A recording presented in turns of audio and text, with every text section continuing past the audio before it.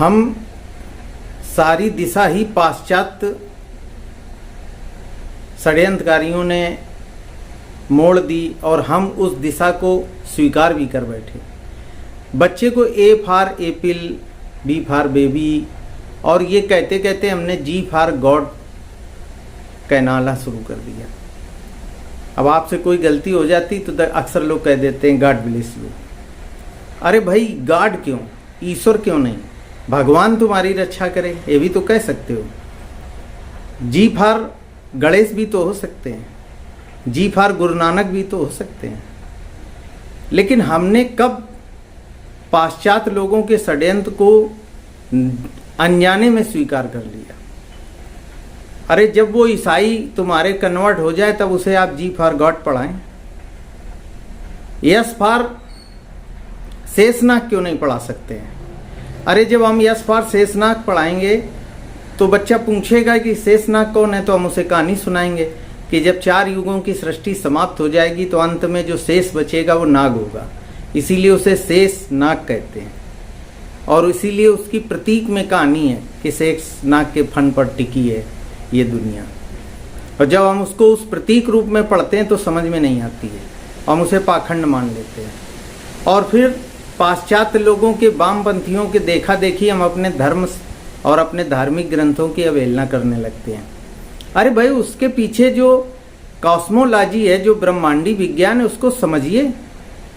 अब जब अंग्रेज आया तो उसने देखा गुरुकुल में यहाँ लड़के पढ़ रहे हैं, संस्कृत के बड़े बड़े श्लोक और उनका रूपांतरण भी कर रहे हैं, तो उसने सोचा कि हमारे यूरोप में तो अभी ए फॉर एपिल ही पढ़ रहा है। परंपरा खत्म हो गई। हमें अपने धार्मिक सोर्स और धार्मिक शास्त्रों ग्रंथों में लिखे ज्ञान को बताने वाले खत्म हो गए। केवल बचे हैं वो मोटे पेट वाले साधु संत जो केवल अपना पूजापा करा रहे हैं, अपने मठ बना रहे हैं, 100-100 बीघे जमीन लगाए हैं, और बस वो गंगा की आरती कर देते हैं, आपको नाम मंत्र दे देते हैं और बस इसने कोई धर्म मान लेते हैं। मैं तो कहता हूँ नालंदा विश्वविद्यालय जब जला ना, तो उसमें जितने ग्रंथ जले वो केवल हिंदुओं का या भारतीय सनातन का या बौद्धों का नुकसान नहीं हुआ, वो पूरी दुनिया का नुकसान हुआ। पूरी दुनिया का अप्रतिम ज्ञान उन बर्बर चोर लोगों ने नष्ट कर दिया। बताते हैं कि 1 लाख तो वहाँ शोध ग्रंथ हाथ के लिखे पांडुलिपियाँ थीं जो लोगों ने अलग अलग आयुर्वेद पर, नक्षत्रों पर अलग अलग। आपको एक बात मालूम है कि बौद्धों में और सनातनियों में दोनों में ये प्रथा रही है पराविज्ञान की, तंत्र मंत्र की, प्रकृति के वृक्ष, प्रकृति की चीज़ों से भी टोना टुटका और इलाज करने की। आप वर्तमान के भगत या पाखंड की बात ना कर देना यहाँ, वो अपभ्रंश है, वो बिगड़ा हुआ रूप है। आप मूल में जाइए, प्रकृति के वृक्षों से, जड़ी बूटियों से और प्रकृति की हवा से, धूप से, लौंग से। तंत्र मंत्र का भी पूरा एक तंत्र शास्त्र रहा है, बौद्ध में भी एक शाखा रही है।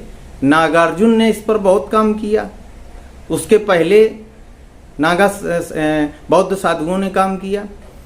और सनातन में भी अथर्ववेद में कर्मकांड और तंत्र मंत्र का बड़ा विज्ञान छुपा है।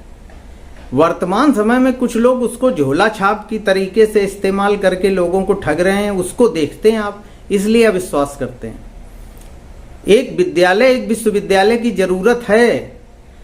समाज सेवी अथवा सरकार कोई भी इसमें पहल करे और अरबों करोड़ों का बजट लगेगा। वेदों, पुराणों और भारतीय सभी जो तंत्र मंत्र हैं, विज्ञान हैं, भले वो बौद्ध साहित्य हो या सनातन हो, फिर से उनकी शिक्षा दी जाए, उसके स्नातक हों और बच्चे वहाँ पढ़ें। इसके लिए अरबों रुपए की व्यवस्था चाहिए और एक विश्वविद्यालय ऐसा होना चाहिए जो फिर से शोध करे कि जो बचे हुए ग्रंथ हैं उनमें आखिर विज्ञान क्या छुपा है और वो कहानियों में या प्रतीकों में लिखा है। तो लिखा है तो क्यों लिखा, उसका क्या मतलब है। अब ये चूंकि इसके लिए बहुत सारा धन चाहिए और कुछ ऐसे लोग चाहिए जो समर्पित हों। हो सकता है कि ऐसे लोग और पर्याप्त धन प्राप्त हो जाए, तो विश्वविद्यालय खुलेगा जरूर।